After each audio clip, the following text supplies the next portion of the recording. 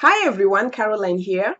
Today I just want to touch on the subject of fear and anxiety because there was a time in my life when I was so filled with fear and anxiety to the point where I really did think I was going to lose my mind if something did not happen real quick. And you know what?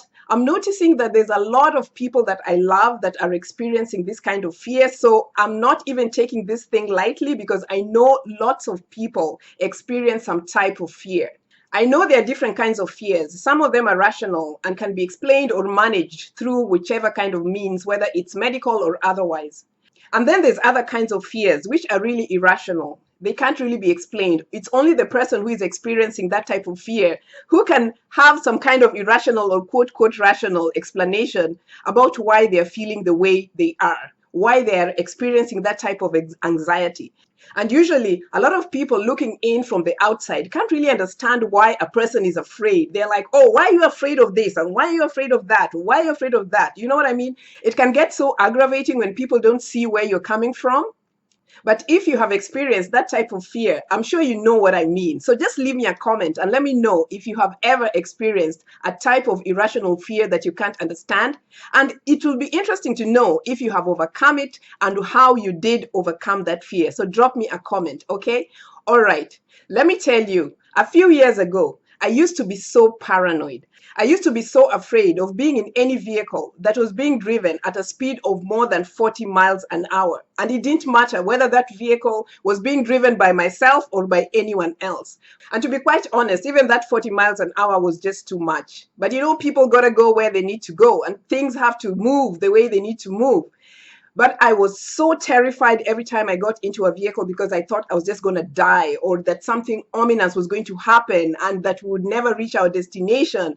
And the tension that I would feel when I was in the car, I would sweat bullets. I would be applying those fake emergency brakes. You know what I mean? It was just such a terrifying feeling. And everyone used to scream at me and tell me, Caroline, what's wrong with you? Relax. You're not going to die. And they would say all these kinds of things. And I would be so fearful and my heart would be beating. And I'd have all these palpitations and I just couldn't wait to get to my destination. It was so bad and I would promise myself never to get into a car anymore, but still I had to get into the car. And I even ended up getting a ticket because I was driving at 10 miles an hour too slow on the freeway, because I was just so afraid. I'll just be driving at 10 miles an hour and just was so afraid that something was going to happen if that, speed went above 20 miles or 30 miles or 40 miles. So, and no one could understand this fear. And let me tell you how this fear started. This fear started when I got into a vehicle with someone who I thought cared for me and my family, okay? This person had bought a brand new BMW. And in the beginning, it was just so exciting. And, we just wanted to get into the car and just go for rides and all. And it so happens that one day, me and my siblings and this person went on a long distance trip. And on the way back, this person decides to drive this vehicle at over 90 or 100 miles an hour.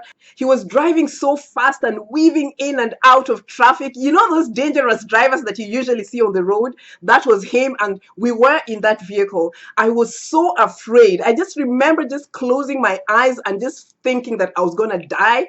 And people were hooting at us and, they even sent a cop car to come and stop this particular vehicle.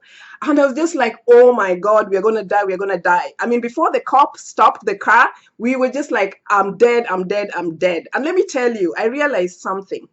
You know how people usually think, what are you going to do when it's the last minute, just before you die? What are you thinking about, And I noticed that in those particular moments, I thought about absolutely no one. I thought about nothing. I knew I was going to die. It was just a blankness. There was nothing. I didn't think about my family. I didn't think about my friends. I didn't think about nothing. It was just a blank, still quietness, just waiting for that big bang crash to happen, because that's what I really thought was going to happen.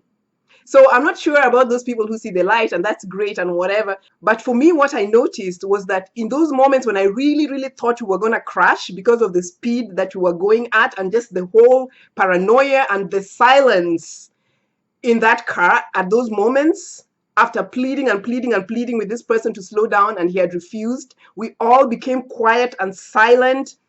And I just felt in those moments that, oh my God, anytime now, the big bang, the big bang. And there was nothing in my head. There was absolute nothingness in my head. Okay. So that moment or that day was the beginning of my paranoia. You know what I mean? Anyway, to cut this story short, the cops finally came and stopped the vehicle, and then, he was given tickets or whatever. But one interesting thing that I noticed was that this person, even after the fact, this person did not care about us. The person did not care about me. The person did not care about my siblings. The person did not care about nothing, okay? And this realization made me look at my own self and wonder, how much did I value my own life? There really is no accident. I mean, this is just how I operate in my own life, that things just don't happen without a reason. There's always something that's there to be learned, and there's something to be perceived. And a lot of people don't agree with this perspective, and that's fine. This is how I live my life, because this is how I use things that happen in my life experiences to explain certain things to me. And if I don't like those things, I change myself, and then as a result of changing myself, I notice that my outer world also begins to change. So that was really a good opportunity for me to see how much I did not value my life. I didn't value my life at that time, and that's the honest truth, because after I did my own inner work to see why certain things were happening in my life, I noticed that I didn't value my life, and therefore other people didn't value my life, and I always tended to put myself in situations where people would prove to me and show me over and over again that I did not value my life, whether it was at work. At work, people did not appreciate me. They didn't see me as being the person who was qualified and competent and worthy of a promotion or a raise. And I was always being undervalued. When I got into these relationships with people, it was almost the same thing. They would just treat me as though my life had no meaning. You know what I mean? They would just do certain things that was just beyond me. And really, it was just such a terrible, terrible time in my life trying to understand all these kinds of things. But that was such a teachable moment for me about the value of self, how to honor myself, how to live in integrity. I realized what a low self-esteem I had about myself, how I placed so little value upon my life. And I took drastic measures. I'm telling you, I took drastic measures to change this whole situation around. And let me tell you something. Because I was so keen to change my life, because I no longer wanted to be afraid of entering into a car, because I needed to get things done, I needed to get to work, I needed to not live in fear. At that time, I wasn't even a spiritual person. I was just like, oh my God, what's going on? Okay. I didn't even know so much about the belief in higher power. I didn't really trust the church. I was a religious person, and of course you hear about protection, but it's just something out there. You know what I mean? It's just like, okay, these things happen, but how real is it? I never really had a personal experience that I could be protected by any beings. Okay, I had no idea. I was just like, oh, a regular church going person with no personal experience to speak about. But one day I just happened to bump into this group of people. They were spiritual people, and they were talking about angels, and they introduced me to the idea of angels. And at that particular time, I was just so desperate for anything that would protect me. And these people were talking about angels and about how Archangel Michael was a protection angel, and there was Archangel Gabriel, and there was Archangel Raphael, and there was Archangel Uriel, and there was Archangel Raphael. And they were talking about how to position these angels around you and how they would protect you and things like that. And so when I heard about these angels, something just clicked in me. And I just felt, you know what, let me latch onto this idea. I'm going to take this angel, place it in the front of my car. I'm going to take this angelic energy and ask it to be on the right side of my car, on the left side of my car, at the back of my car, inside of my car. And I'm just going to believe that these angels are going to take me safely to my destination. And the reason I'm saying this is not because I want anyone to believe in angels. The reason I'm saying this is to encourage you that if you are living in fear of any kind or experiencing any kind of paranoia, you are not alone. That's the first thing.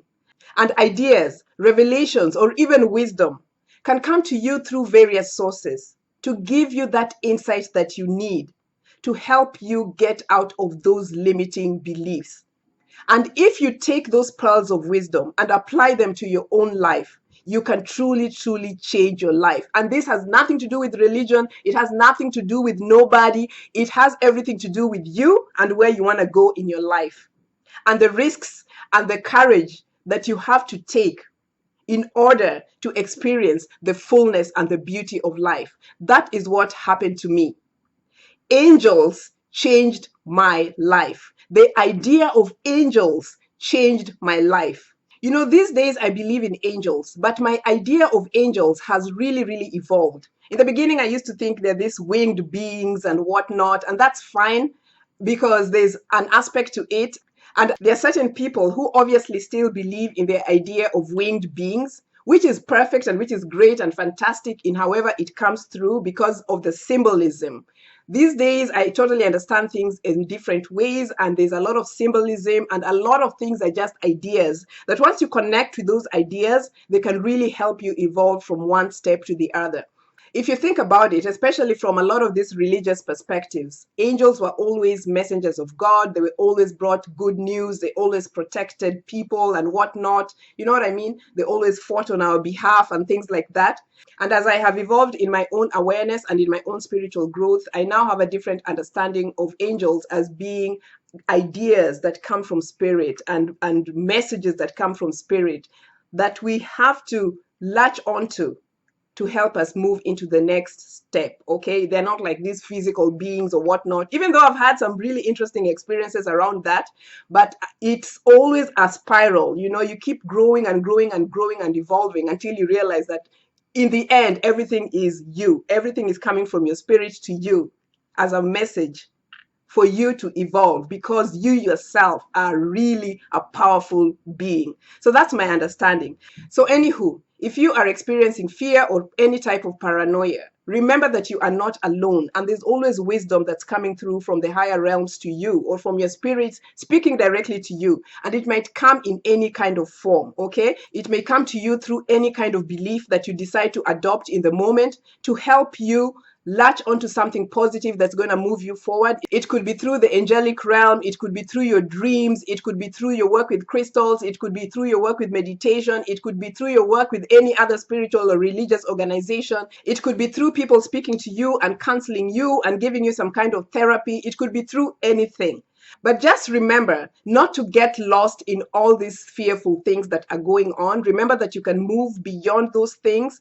Remember that there are certain lessons or certain things or certain experiences that you can have that can lead you into understanding yourself even more. And when you work on those deep, deep rooted issues, a lot of this fear that you're experiencing can dissipate and completely go away. I cannot believe that it's been over 15 years now, and I am such a good driver. I am always on the road, like zooming at, I don't even think about what happened in the past anymore. Life has completely changed for me. I truly am not the person that I was many years ago. And it's just interesting to even notice my own evolution. It's just such a beautiful thing, okay? So let me know in the comment section, have you experienced any type of massive, debilitating fear or any kind of paranoia? How have you dealt with it? Has your spirituality helped you? What have you believed in that has really assisted you? Let me know, and I truly hope that everyone's doing good. I also offer personal one-on-one consultations about how to work with your spiritual tools. So hit me up at caroline@crystalstock.com. And in the meantime, let's keep overcoming, because that is who we are. Okay? Get rid of fear. I love you guys.